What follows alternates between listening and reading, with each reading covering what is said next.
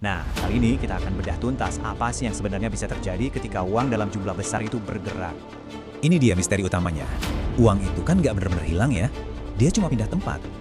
Jadi, pertanyaannya, pindah kemana dan kenapa? Nah, inilah yang akan kita telusuri sama-sama. Kita akan coba ikuti jejak digital yang ditinggalkan oleh para pemain kakap. Dan ini dia jawabannya. Kita lagi menyaksikan sebuah rotasi akbar. Hampir setengah triliun rupiah ditarik keluar dari saham-saham bank raksasa dan langsung dialirkan deras ke sektor energi dan komoditas.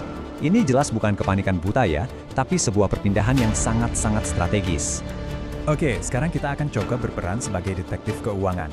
Misi kita mengikuti jejak uang asing buat mengungkap siapa sih yang bergerak dan apa aja yang mereka beli dan jual.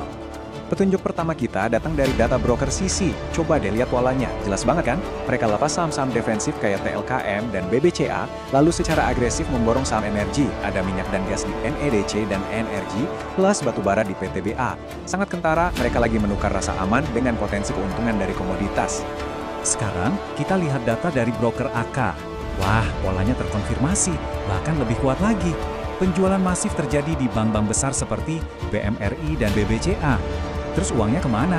Mengalir deras ke batubara seperti PTBA, pertambangan dan alat berat. Ini artinya, dua pemain raksasa melakukan manuver yang hampir identik.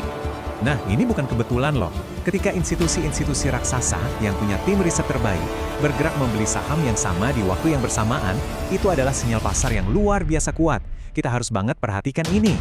Dan inilah saham-saham di mana uang besar itu bertemu. Ada PTBA, PTRO, MEDJ. Saham-saham ini bukan cuma dibeli oleh satu institusi, tapi oleh beberapa sekaligus. Ini menunjukkan keyakinan yang sangat tinggi terhadap prospek sektor komoditas pada saat itu. Oke, kita udah tahu apa yang terjadi. Sekarang, yuk kita cari tahu kenapanya. Apa sih yang memicu rotasi dana yang begitu masif dan terkoordinasi ini? Jawabannya ternyata bukan dari dalam negeri, melainkan dari panggung global. Rantai sebab akibatnya ini jelas banget. Jadi ada konflik di salah satu jalur pelayaran minyak terpenting di dunia, ini memicu lonjakan harga energi. Dana-dana global yang cerdas langsung gerak cepat, mencari tempat berlindung sekaligus cari untung. Dan Indonesia, sebagai negara kaya komoditas, jadi tujuan utama. Hasilnya, yaitu tadi, dana masuk ke saham energi dan keluar dari sektor lain. Lalu, muncul pertanyaan, kenapa bank yang jadi korban utamanya? Ada 3 alasan utama. Pertama, kalau ada gejolak global, investor asing itu seringnya mengurangi risiko di pasar negara berkembang. Nah, saham bank yang paling liquid biasanya dijual duluan. Kedua, lonjakan harga minyak bikin khawatir kalau subsidi energi bakal membebani anggaran negara kita. Dan terakhir, ini bisa memicu ancaman inflasi yang secara langsung menekan kinerja perbankan. Tentu saja ya, rotasi sedramatis ini pasti punya dampak langsung ke denyut nadi pasar. Yuk kita lihat seberapa dalam koreksinya waktu itu. Angka ini nunjukin skala kepanikan hari itu. Bayangin, dalam satu hari perdagangan, IHSG sempat anjlok sampai minus 4,57%. Ini benar-benar guncangan hebat yang menguji ketahanan para investor. Nah, setelah kejatuhan itu, semua mata para trader tertuju pada level-level ini. Angka 7.500 itu ibaratnya benteng pertahanan psikologis yang krusial banget. Kalau level ini berhasil dipertahankan, ada peluang buat pantulan teknis. Tapi kalau sampai jebol, ya pasar harus siap-siap untuk koreksi yang lebih dalam lagi. Tapi ingat, dari setiap krisis biasanya muncul peluang. Setelah kita analisis kemana uang besar itu mengalir, kita bisa susun sebuah strategi. Yuk kita bedah saham-saham energi mana saja yang berpotensi memimpin pemulihan pasar.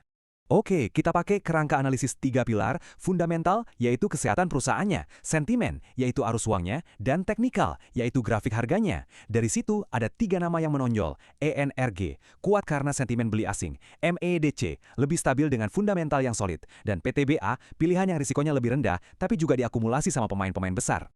Nah, ini dia angka-angka pentingnya. Untuk setiap kandidat, ada area support kuat yang jadi dasar pijakan. Dan ada target area rebound kalau momentum positifnya kembali. Ini bisa jadi semacam peta jalan teknis buat memantau potensi pemulihan mereka. Jadi, kalau kita rangkum semua data yang udah kita kumpulkan, inilah peringkat kekuatan potensial kalau pasar nanti berbalik arah. INRG sebagai pemimpin momentum ada di puncak, diikuti oleh MEDC yang lebih stabil, dan PTBA sebagai pilihan yang lebih aman. Ini adalah sebuah prinsip yang penting banget dalam membaca pasar. Arus uang institusional saat terjadi tekanan jual yang hebat, itu seringkali jadi petunjuk paling jelas tentang sektor mana yang akan memimpin di fase berikutnya. Ingat, mereka itu nggak membeli tanpa alasan. Peristiwa ini jadi pengingat buat kita semua bahwa arus modal global itu sangat dinamis. Hari ini, energi yang jadi primadona. Tapi dengan dunia yang terus berubah, pertanyaannya adalah, kemana lagi uang besar akan mengalir selanjutnya? Mengikuti jejaknya adalah kunci untuk tetap selangkah di depan.